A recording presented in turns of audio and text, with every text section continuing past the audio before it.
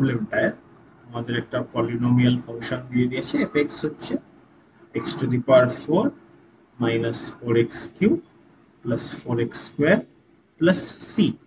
তাহলে বলে দিয়েছে যে 1,2 ইন্টারভ্যালটার মধ্যে জিরোর নেচার গুলোকে, f1 টা দেখে নি, f1 হবে 1 minus 4 plus 4 plus c, তাহলে সেটা 1 plus c।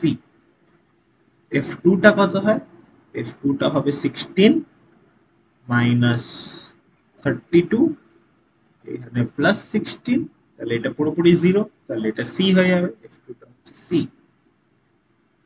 তাহলে এদের মধ্যে রুট কখন থাকবে, তো যদি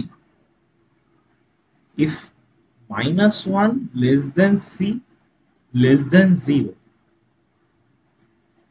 তাহলে আমরা দেখতে পাচ্ছি যে এই যে f1 টা সেটা হচ্ছে পজিটিভ এবং f2 টা হচ্ছে নেগেটিভ, তাহলে এটার মধ্যে একটা রুট আছে 1 আর 2 এর মধ্যে। তাহলে আমাদের কারেক্ট অপশনটা হচ্ছে অপশন বি।